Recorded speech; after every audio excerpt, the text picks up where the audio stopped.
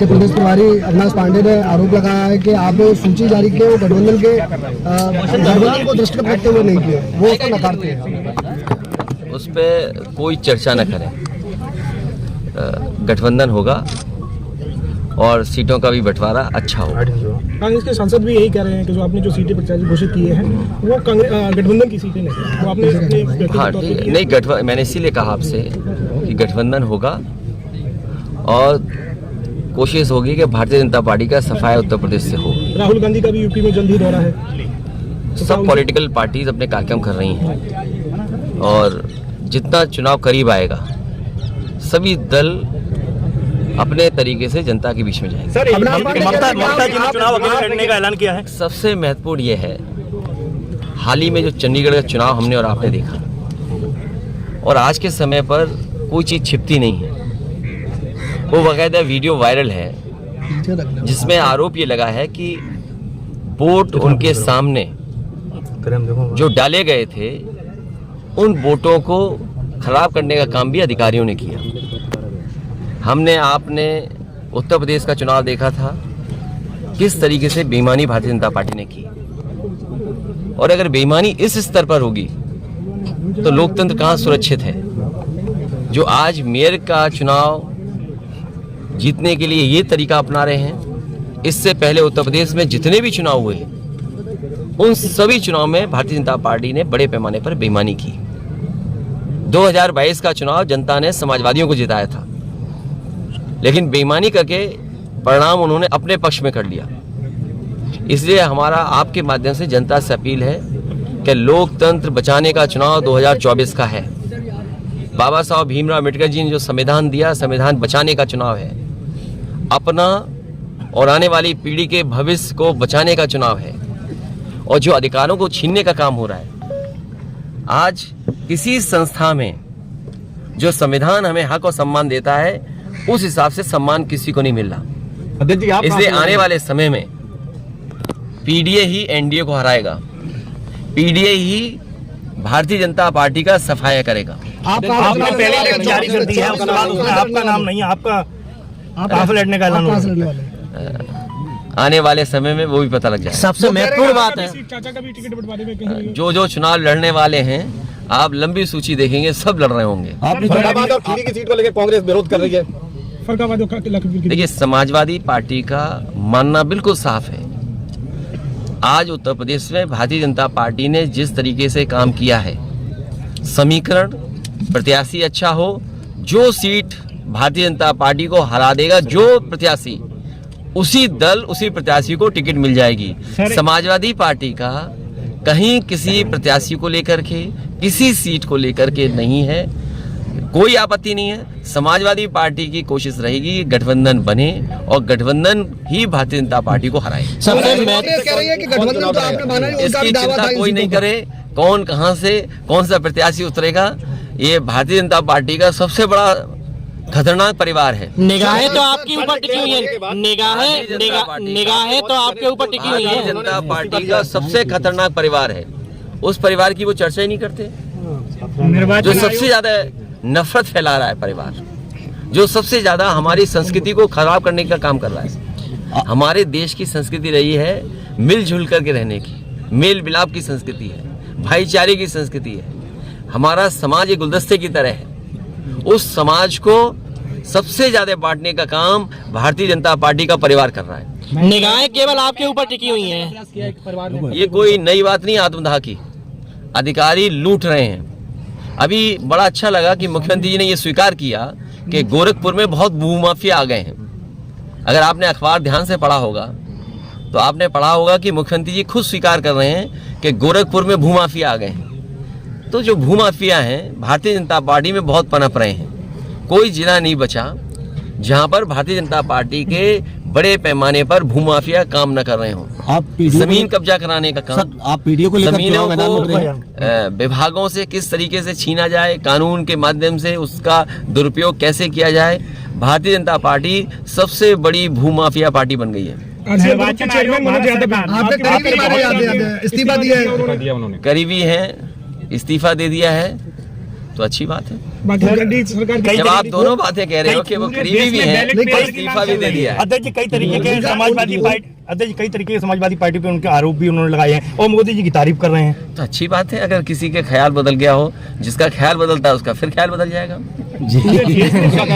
परिवार में सुलह नहीं है। लगातार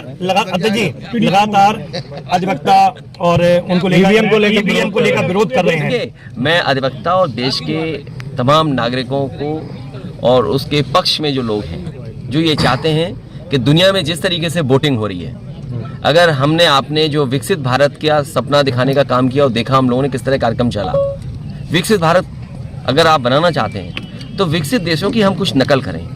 अमेरिका जैसा देश ये आज़ादी देता है कि आप कैसे वोट डालेंगे।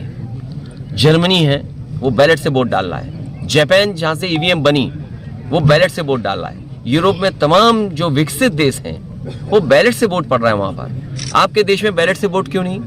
ये लड़ाई लंबी है, 2024 के बाद भी चलेगी। और यहाँ तक कई देशों के कोर्ट्स ने, जो सुप्रीम कोर्ट हैं, जो सबसे प्रीमियर कोर्ट है, उनके सबसे ऊंचे कोर्ट हैं, उन तक ने ये कहा है कि अगर आप ईवीएम से वोटिंग कराते हैं तो वो अनकॉन्स्टिट्यूशनल है। अगर आप जर्मनी का पढ़ेंगे तो जर्मनी में ये कोर्ट ने कहा, उनके सबसे बड़े कोर्ट ने, कि अगर यहाँ पर वोट ईवीएम से पड़ेगा, इलेक्ट्रॉनिक मशीन से पड़ेगा, इसका मतलब ये है कि वो अनकॉन्स्टिट्यूशनल है। तो जर्मनी जैसा देश इस तरह की जो ईवीएम से वोट पड़ने की व्यवस्था उसके खिलाफ है, तो आप क्यों नहीं खिलाफ हैं? ये लड़ाई लंबी है। हमें उम्मीद है कि आने वाले समय में जो भी सरकार बनेगी वो उस दिशा में काम करेगी। अभी हम सबको संकल्प भी लेना चाहिए कि इन्हें ईवीएम से ही हरा करके ईवीएम हटाएंगे। एजेंसी के दुरुपयोग को किस तरह से देखते हैं? समाजवादी पार्टी देख रही लगातार एजेंसियों के विपक्ष पे, बड़े बड़े नेताओं पे ईडी द्वारा। मैं अपने पत्रकार साथी का धन्यवाद देना चाहता हूँ।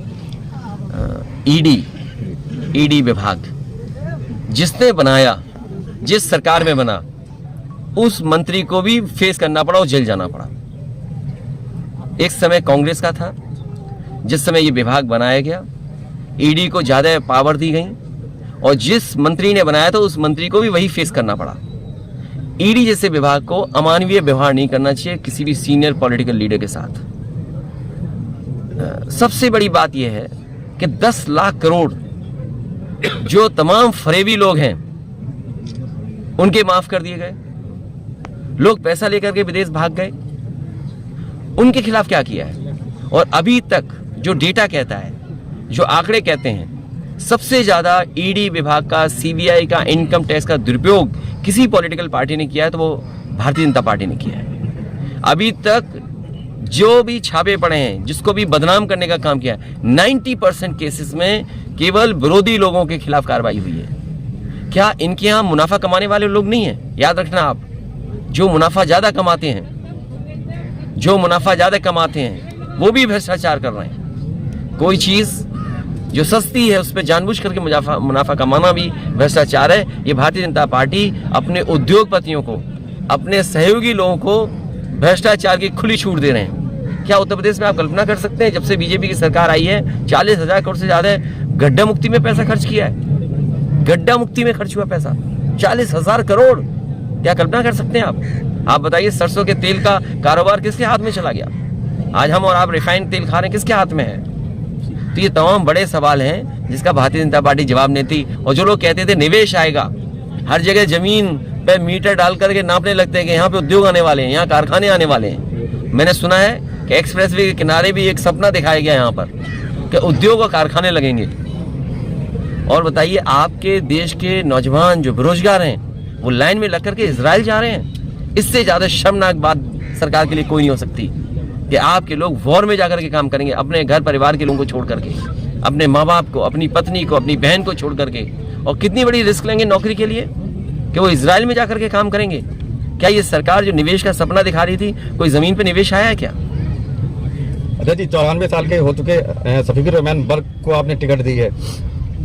मैंने उनसे कहा कि हमारे लिए ओल्ड इज गोल्ड, और जो हमारे पुराने लोग हैं वो भरोसे के लोग हैं, और जब तक वो हैं तब तक वो चुनाव लड़ेंगे। अध्यक्ष जी, कांग्रेस ने ये कहा है कि जिन सीटों को आपने घोषित किया उन पर उनका भी दावा था, आपने हिडन एजेंडा के तहत कर दिया। ये हमारी और कांग्रेस की बातचीत है, ये बातचीत ANI और प्रेस की नहीं है। इसलिए हमें और कांग्रेस और जिन दलों से हमारा गठबंधन हो रहा है, हमारी कोशिश होगी कि उन्हें संतुष्ट करें। जिस दल का गठबंधन हो रहा है, क्या वो पीडीए फॉर्मूले के तहत आपके साथ चुनाव में 2024 के चुनाव में लड़ाई में शामिल रहे? पीडीए हमारी एक रणनीति है, इंडिया गठबंधन है, और पीडीए का मतलब यह है कि 90% आबादी की बात कहना, और पीड़ित में हर व्यक्ति आता है, पीड़ित दुखी भी आते हैं। पी फॉर पीड़ित, डी फॉर दुखी, हमारे प्रेस के लोग भी हो सकते हैं तो वो भी पीडीए के हिस्से हैं। लेकिन सर पीडीए की रणनीति आपकी अधूरी नहीं लगती बसपा के बिना?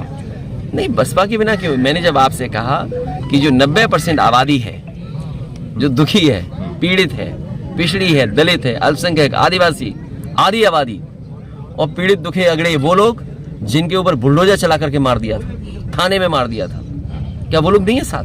हमारे प्रेस के लोग जो दुखी हैं, ये भी तो हमारे साथ हैं, ये भी तो पीडीए के हिस्सा है। लगातार जो है पीडीए को लेकर आप चुनाव मैदान में आए हैं, और अभी दूसरी लिस्ट कब जारी होगी, और मायावती क्या इसमें शामिल हो पाएंगे? दूसरी, तीसरी, चौथी सूची बहुत जल्दी आ जाएगी। लेकिन सर कांग्रेस का तो विरोध है आपकी सीट पे, उन्होंने कहा तमाम सीटें हमसे पूछ के पीडीए। मैंने ये कहा कि जो हमारे गठबंधन के सहयोगी दल हैं, समाजवादी पार्टी की कोशिश होगी उन्हें संतुष्ट करना। कार्यवाहक डीजीपी दिया है उत्तर प्रदेश को, क्या कहेंगे? ये कार्यवाहक कानून व्यवस्था है, इसीलिए जो जीरो टॉलरेंस का नारा देते थे, कानून व्यवस्था जीरो हो गई है। कानून व्यवस्था जीरो है, जो लोग नारा देते हैं जीरो टॉलरेंस, इनका जीरो टॉलरेंस ही जीरो हो गया। आप देखिए, महिलाएं के ऊपर सबसे ज्यादा अपराध है। उत्तर प्रदेश का एनसीआरबी का आंकड़ा देखें हम, तो महिलाएं सबसे ज्यादा पीड़ित हैं, दुखी हैं, और उनके साथ सबसे ज्यादा मुकदमे हुए हैं। और फिर जब से ये सरकार आई है, एनसीआरबी का आंकड़ा निकलवा लीजिए, 1 लाख किसान ने आत्महत्या की है। 1 लाख। क्या आप कल्पना कर सकते हैं कि जब से दिल्ली में बीजेपी की सरकार आई तो 1 लाख किसानों ने आत्महत्या कर ली? ये लोग आय दोगुनी कर रहे थे। किस किसान की आय दोगुनी हो गई? जो मंडी बन रही थी, मंडी आधी अधूरी रोक दी गई। जो सामान किसान खरीदा उसमें जीएसटी कितना ले रही है सरकार? बिजली का बिल कितना महंगा है? किसी अस्पताल में इलाज नहीं मिल रहा, दवाई नहीं है। कह रहे हैं हमारी गारंटी है इलाज की, 80 करोड़ लोगों को गारंटी है। गारंटी इस बात की है कि अस्पताल पहुंच जाओगे, इलाज नहीं मिलेगा, इसकी गारंटी है। अगर अस्पताल चले जाओगे, दवाई नहीं मिलेगी, इसकी गारंटी है। और ये गारंटी की जो घंटी बजा रहे हैं, इन्होंने थाली और वो क्या क्या बजाया था। क्या आपकी अगली लिस्ट में तेज प्रताप यादव का भी नाम होगा? आप चश्मा उतार के देखोगे तो वो भी आ जाएंगे नाम में। कुबेर के मंत्री जी ने कहा है कि डिम्पल जी इस बार जमानत नहीं बचा है, तो उधर देखो। और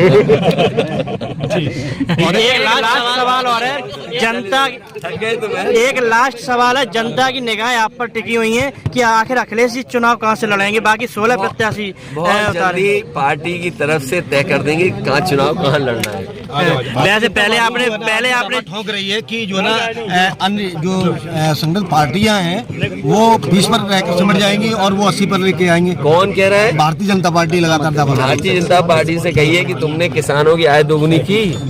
क्या तुम्हारी सरकार में इलाज की गारंटी है? क्या अस्पतालों में दवाई है? क्या जो बीमार है उनको तकलीफ परेशानी पूरी ठीक कर रही सरकार? और यही नहीं, जो सरकार गरीबी दूर करने की बात कह रही थी, वो बताओ कितने लोगों को राशन दे रही है अभी भी? जो सरकार राशन पे चल रही है, उससे क्या उम्मीद करोगे कि खुशहाली लेकर के आएंगे? और मैं आपसे कह रहा हूँ, घर घर बेरोजगार बैठे हैं नौजवान। कोई घर ऐसा नहीं जिसके घर में बेरोजगार नौजवान ना बैठा हो। और ये सरकार आ गई तो आप भी बेरोजगार हो जाओगे, क्योंकि इंटरनेट पे कंट्रोल वो भी ले आएंगे। फिर आपका यूट्यूब कहाँ चलेगा? तो बड़े चैनल तो वैसे ही कंट्रोल में आ गए, थोड़े चैनल बचे हैं वो भी कंट्रोल में आ जाएंगे। इसलिए अपना भी भविष्य देखिए और बीजेपी को हटाइए।